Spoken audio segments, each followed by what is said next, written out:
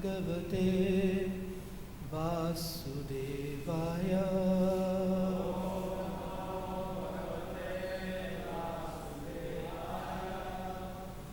Om Namo Bhagavate Vasudevaya.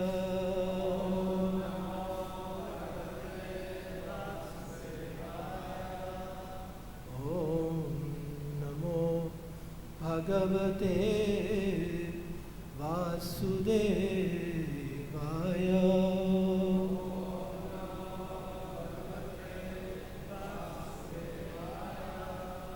Narayanam namaskritya naram chaiva narottamam devim saraswatim vyasam tato jayamudiraye nashta prayeshu abhadreshu nityam bhagavata sevaya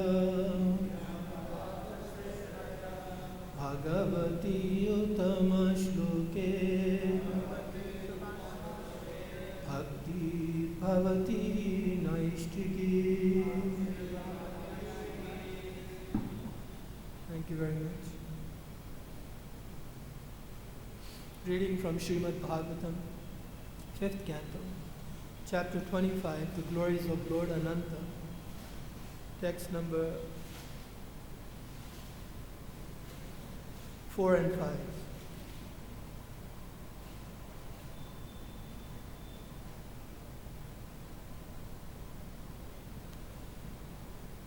Yasyangri kamala yugala aruna Vishadanakha manishanda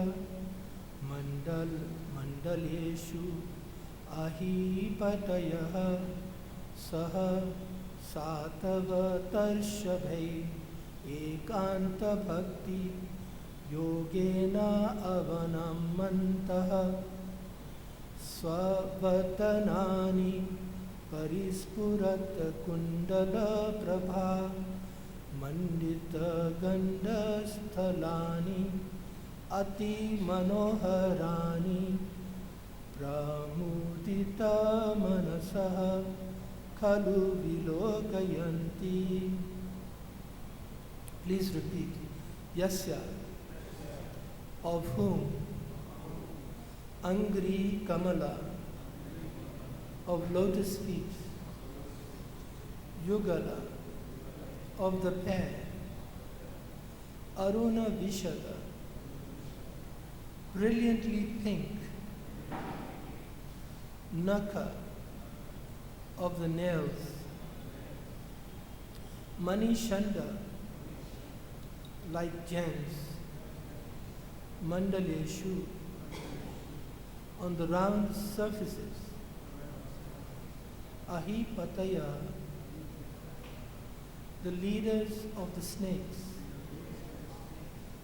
Saha, with Satavata Rishabhe, the best devotees, Ekanta Bhakti Yogena, with unalloyed devotional service, Avanamanta, offering obeisances, Savadanani, their own faces, Parispurat, glittering, Kundala, of the earrings, Prabha, by the effulgence, Mandita, decorated, Gandhasthalani, whose cheeks, Ati Manoharani, very beautiful, Pramudita Manasa, their minds refreshed, Kalu, indeed, Vilokayanti. They see. Translation. The pink, transparent toenails of the Lord's lotus feet are exactly like valuable gems, polished to a mirror finish. I'll just repeat that. The pink, transparent toenails on the Lord's lotus feet are exactly like valuable gems, polished to a mirror finish. When the unalloyed devotees and the leaders of the snakes offer their obeisances to Lord Sankarshan with great devotion, they become very joyful upon seeing their own beautiful faces reflected in his toenails. Their cheeks are decorated with glittering earrings, and the beauty of their faces is extremely pleasing to see. Text number 5. Yasyaiva hinagaraja kumaraya ashisha ashasanaschare charu angavalaya vilasita vishada vipula thala subhagaruchira puja rajata stambeshu aguru chandana kumkuma panka anulepanavalim pamanas tad abhimarshana unamatita hridaya makara dvajavesha ruchira lalita smita tad anuragamada mudita mada vighurnitaruna karunavaloka nayana vadanarvindam savridam kila vilokayanti. Please repeat. Yasya, of whom, eva, certainly, he, indeed, Nagaraja Kumarya,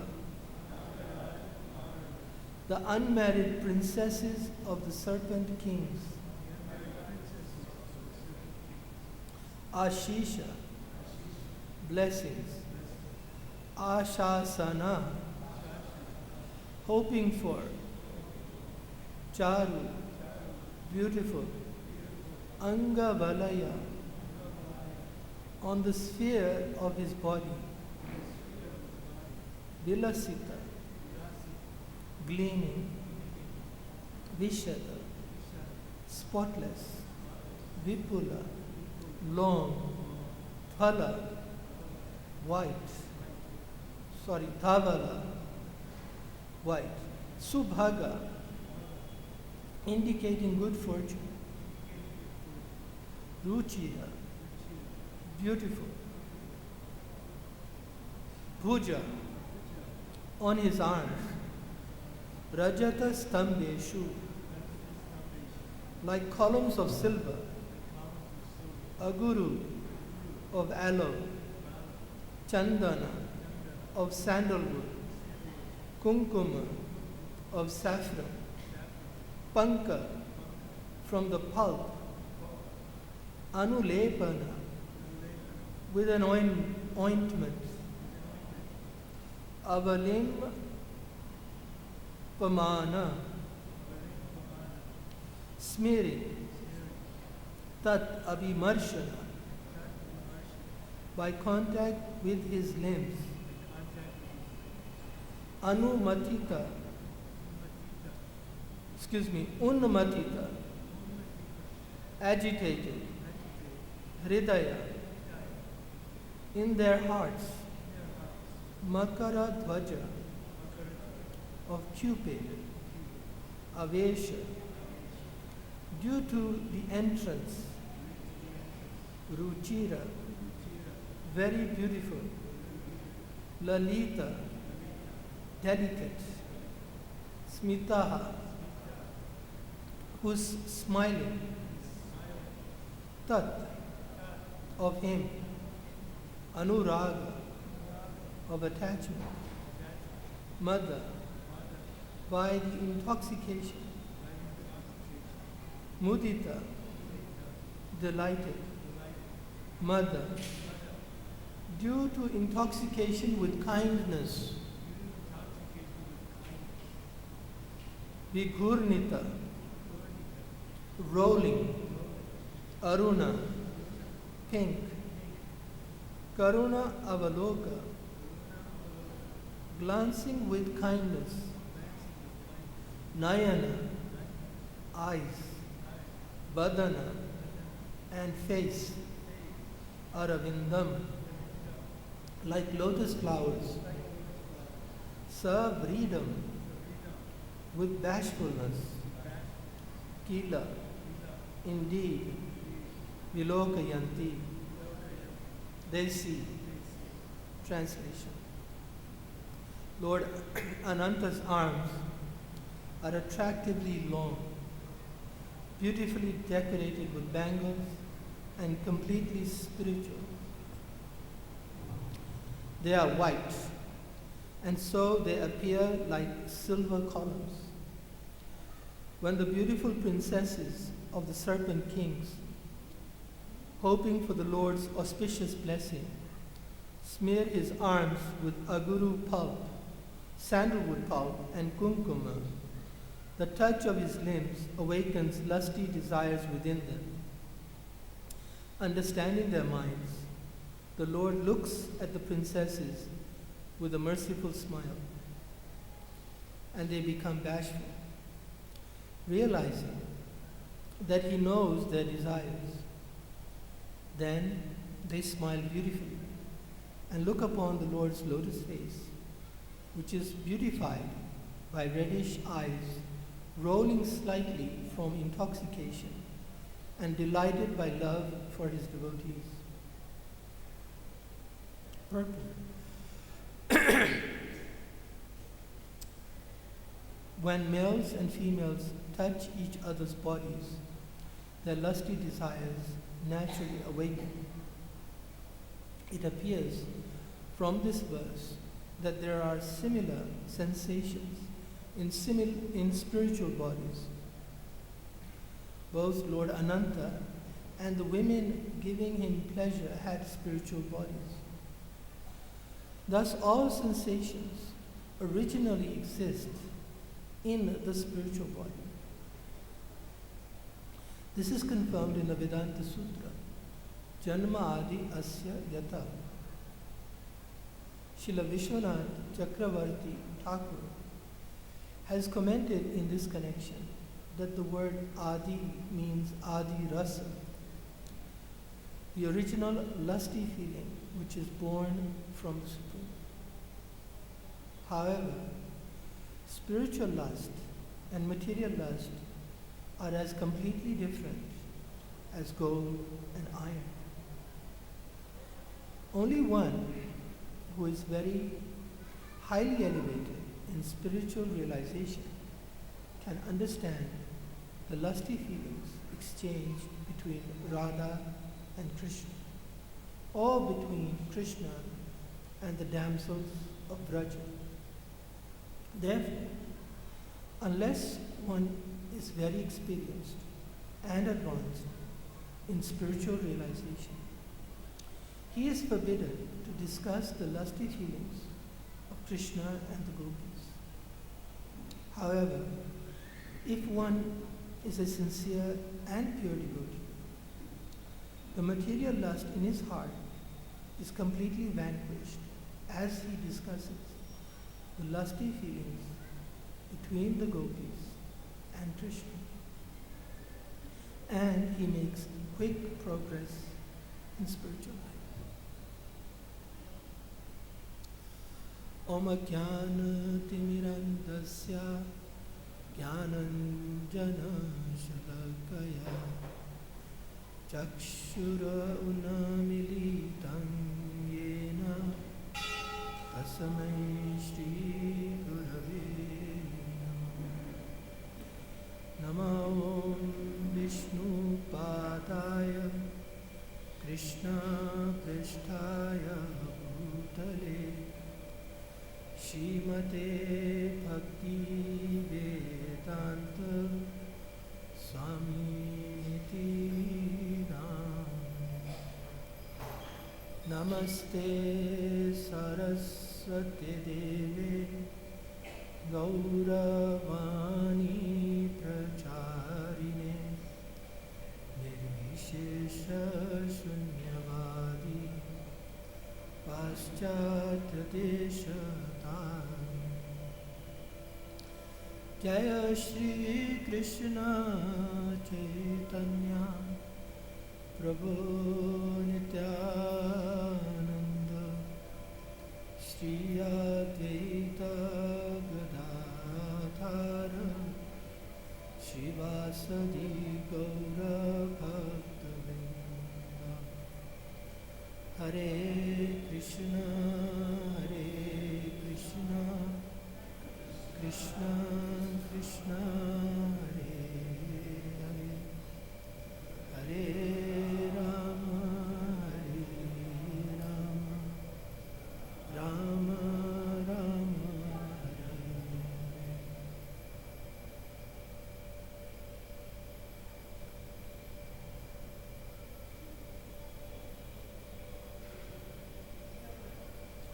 The pink, transparent toenails on the Lord's lotus feet are exactly like valuable gems, polished to a mirror finish.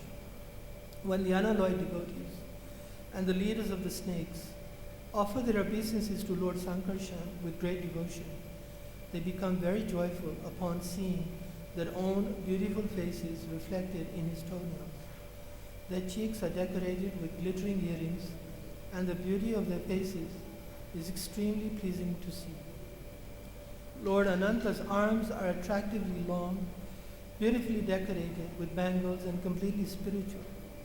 They are white, and so they appear like silver columns. When the beautiful princesses of the serpent kings, hoping for the Lord's auspicious blessing, smear his arms with aguru pulp, sandalwood pulp, and kumkuma, the touch of his limbs awakens lusty desires within them. Understanding their minds, the Lord looks at the princesses with a merciful smile, and they become bashful, realizing that he knows their desires. Then they smile beautifully and look upon the Lord's lotus face, which is beautified by reddish eyes rolling slightly from intoxication and delighted by love for his devotees.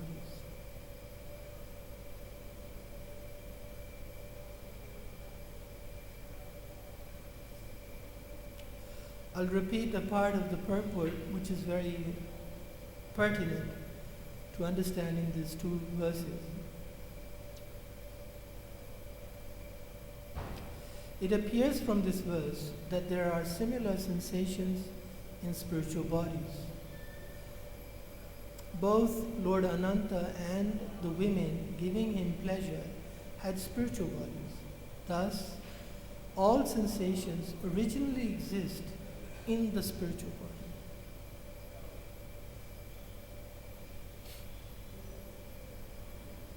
We, as pointed out yesterday's class, we are living a conditioned life. It's not our natural life. It's perverted. It has been changed. Ice, when it is changed, water, when it's changed, it becomes ice. Ice is not its natural condition.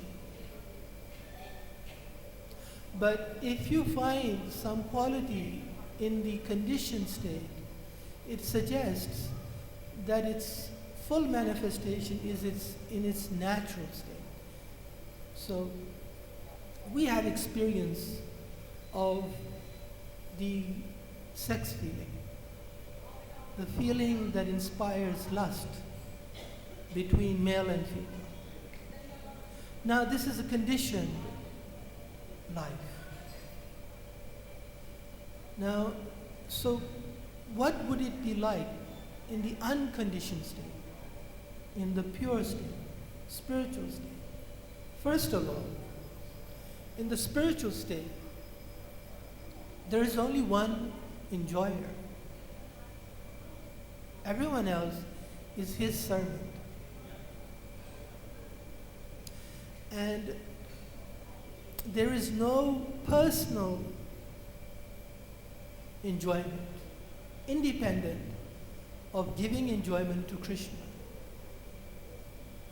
This is the most important point to understand. As soon as you have the idea of personal enjoyment, we are speaking of the conditioned state, not the spiritual state. In the spiritual world, there's only one enjoyer. And everyone else is enjoyed by him. Our experience is that we try to enjoy matter. But in the spiritual world, there is no matter. Everything is spiritual. Everyone is spiritual. So Krishna enjoys with other living, conscious beings, not with dead matter. So everything that Krishna enjoys is a loving exchange with his devotees. So when we speak of the Supreme Personality of Godhead, we're speaking of a person, not an impersonal. So janamadi asya yata, all the perverted experience we have of a person means not dead stone. He likes things and he thinks he doesn't like. So Krishna, he likes. He's the person. He has likes. And if you like, dislikes also. So his devotees like to give him what he likes. He's the enjoyer. He likes to enjoy. So he enjoys all kinds of mellows, relationships, of service, of friendship, of paternal affection, and of conjugal love. So this conjugal love is called the Adi Rasa.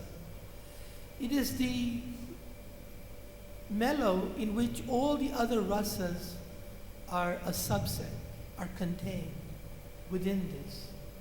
Krishna is the personification of that Adi Rasa, enjoyment.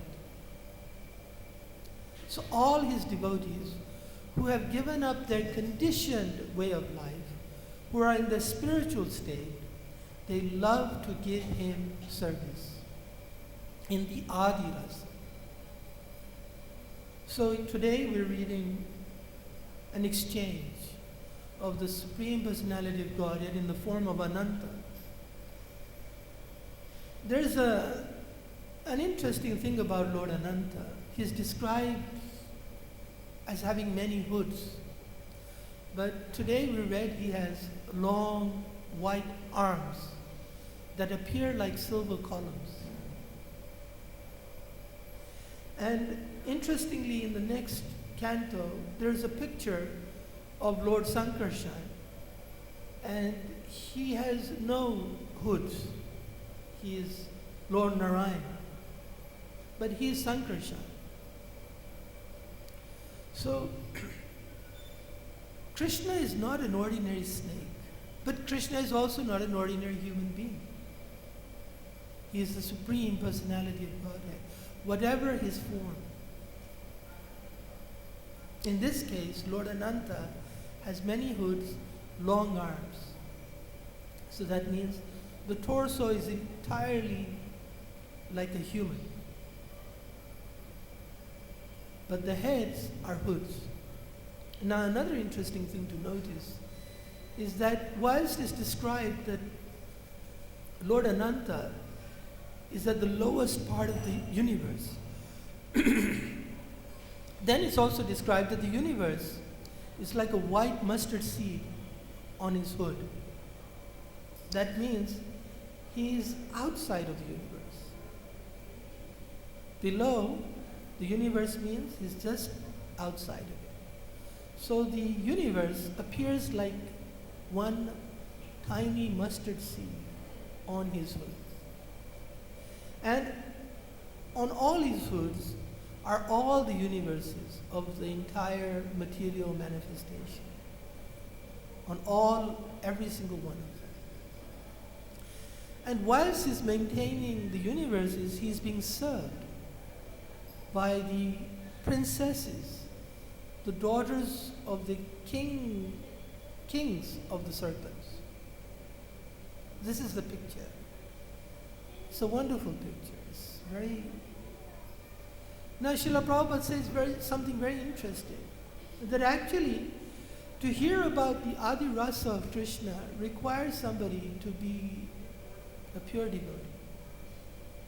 And otherwise, he misunderstands Krishna's pastimes as something material that we experience with our conditioned state. You have to understand, our so-called experience is it's not spiritual. Why? First of all, our feelings are not for the soul. They're not born of the soul and they're not for the soul. They're material. They're bodily concept of life. They're not in the spiritual concept of life.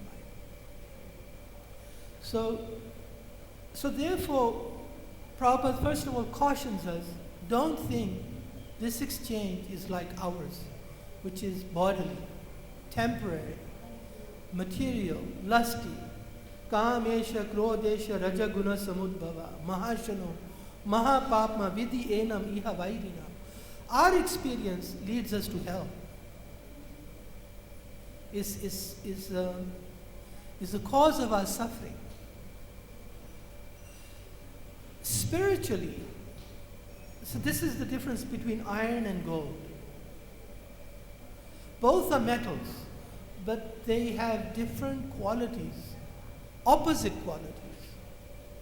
Iron, the moment it is created, it starts to deteriorate because air acts with it, water acts with it, and it becomes rusty, it decays. Gold is almost eternal. It does not decay. It doesn't react with anything. Nothing. Not even with radiation. When you have 18 karat gold, it is not, there is no mixture. You can only superimpose gold with something, but it will not chemically mix with anything, with any chemical, with any situation. So this is the spiritual lusty affairs of the spiritual world, and the material lusty affairs, which are the cause of our suffering. So Srila Prabhupada cautions us not to indulge in it if you are in the bodily concept of life. But then there's something interesting at the end.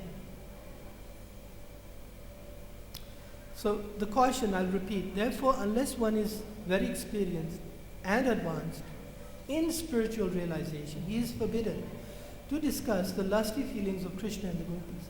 However, if one is a sincere and pure devotee, so two qualifications, sincere and pure devotee. I'll explain that also. The material lust in his heart is completely vanquished as he discusses the lusty feelings between the gopis and Krishna, and he makes quick progress in spiritual life. This is very,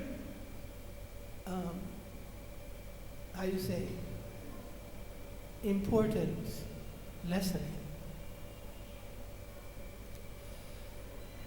Two qualifications.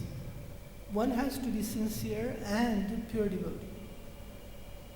So, now you have to reconcile this with the next part, material lust in his heart. That means he is sincere, he's a pure devotee, yet may have material lust in his heart. Do you follow? Right? This is the person. So if he discusses the lusty feelings between Krishna and the gopis, the lust in his heart is vanquished. So there's a number of points which have to be understood. One has to be sincere. One should not be insincere. One should not be pretentious. One should not be a pretender. Must be very sincere. So that means his starting point is one where he is a conditioned living being. He is not free from conditioning. Condition means he has some degree of lust. However, Krishna consciousness process is a process that can uplift him. But he has to be sincere. He has to be in earnest. He cannot be deceptive. He should not be pretentious. When he applies himself to the process of Krishna consciousness, sincerely, and pure devotee means fully, without a break, 24 hours. He is sincere and he fully applies himself to the process of Krishna consciousness. Such a person, his lust, when he hears the topics of Krishna and the gopis, his lust is vanquished. And he makes quick progress in spiritual life.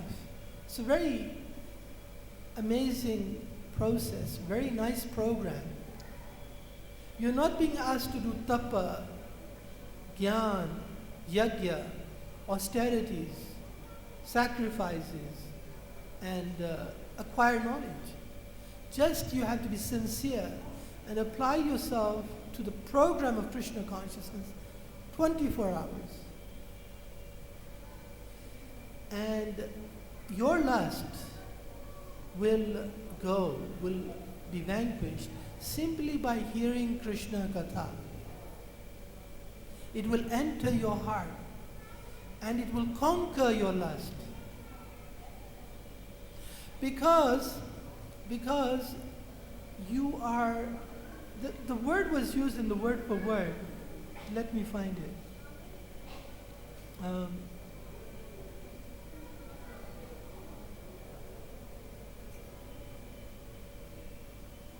It was ekanta bhakti yogena, with unalloyed devotional service. Ekanta. Eka anta. One, without anything else. One, only one. One-pointed focus on Krishna. Pure devotee. Now, there was another word that was mentioned earlier in the purport. It's good to find it and then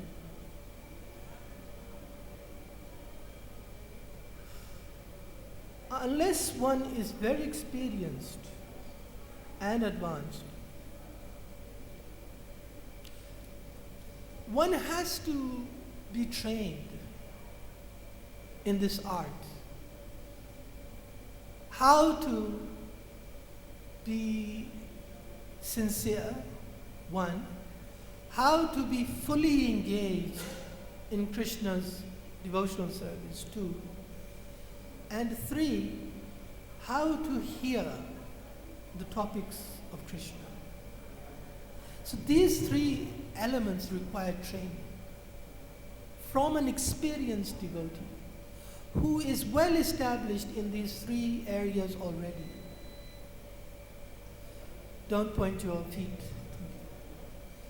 Who is already experienced. And you have to get this training. This training means He will correct you when you're doing it wrong. That's training. He will say, this is wrong. Now you will learn what is right, what is wrong. One time, I remember my own training, back in 79, there was Vipramukhya Prabhu. We had what's called the Bhakta program.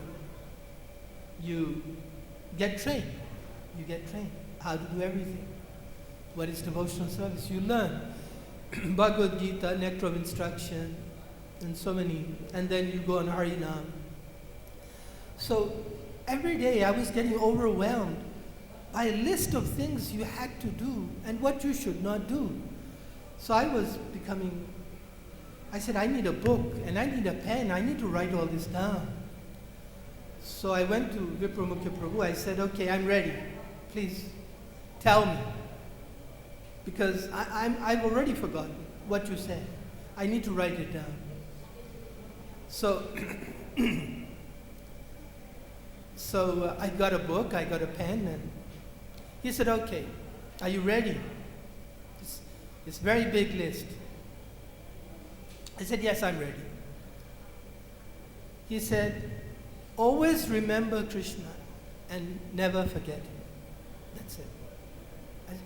I said, now I'm ready. Now you're just telling me two things. He said, always remember Krishna and don't forget him. All the other rules and regulations are subordinate to these two principles.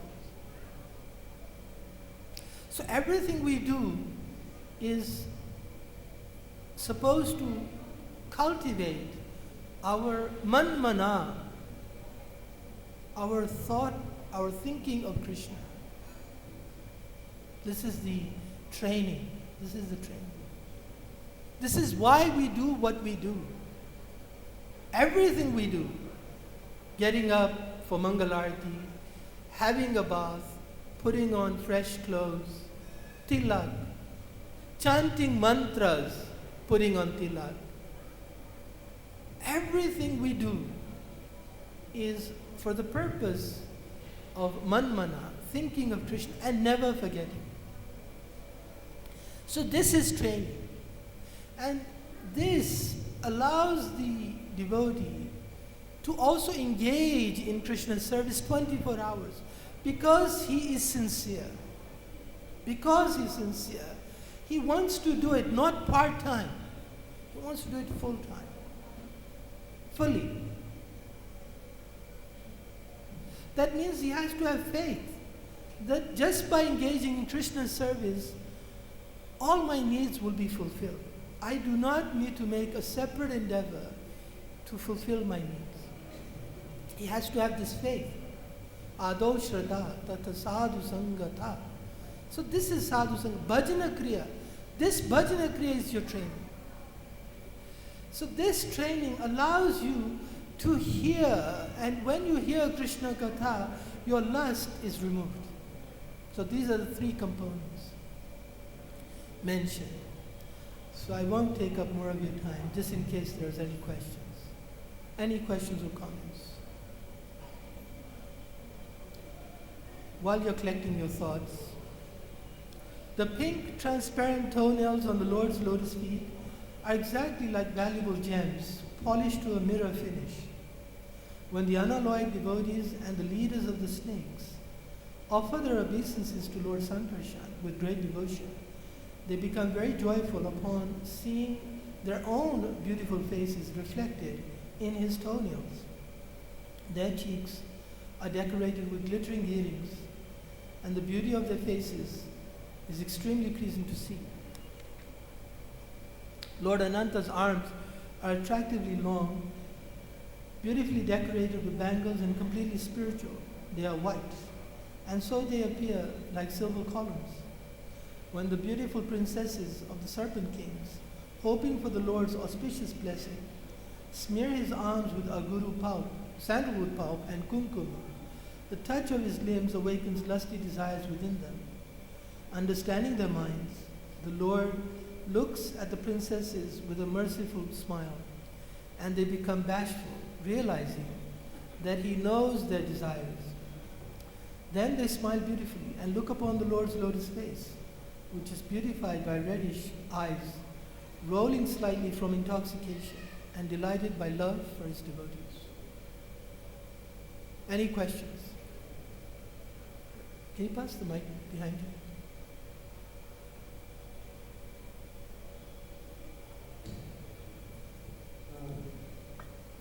While the 50 princes of King Saffron's giving devotional service to Lord, and they touched the Lord's body. So they got lusty desire. I accept it by the mercy of Vaishnavas, Gurus, and Krishna. But I am not realizing over. Please say something more. Okay. You can correct me if I'm going to express your question. You're saying that I accept, because it's in the Bhagavatam, that the Lord is being served by these Komari, unmarried princesses, and their lusty desires are being increased. But you don't understand it. You accept it, but you're finding it difficult perhaps to fully understand. Is that right? So that was our attempt to explain that these lusty desires are desires of wanting to please Krishna.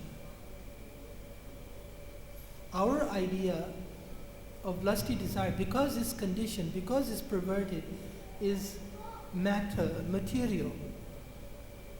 In the spiritual world, there is no matter, there's nothing material.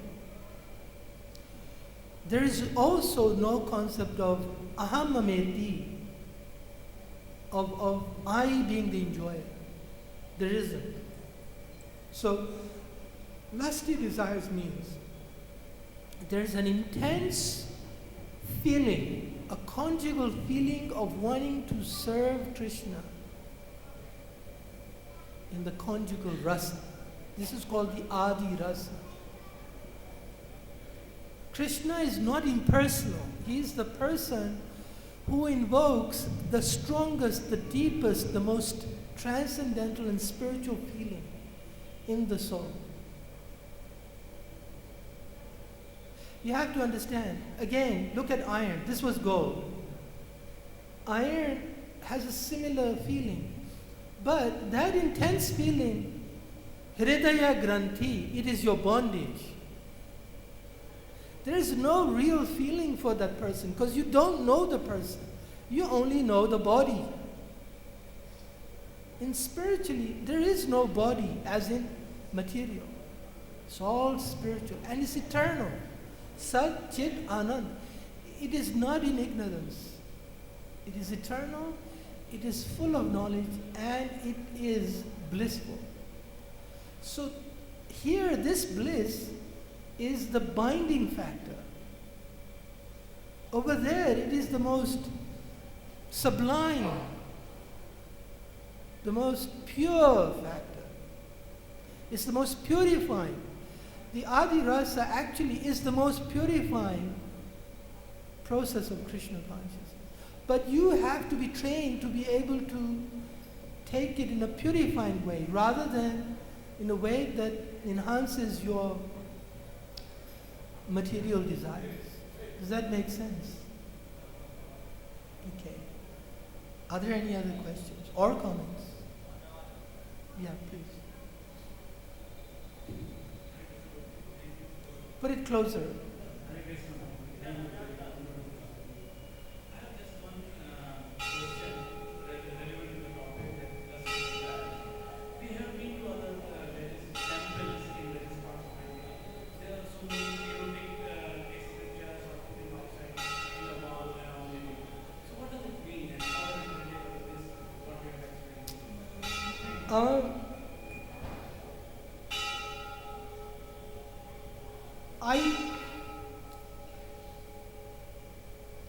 I heard it explained once by a senior devotee that the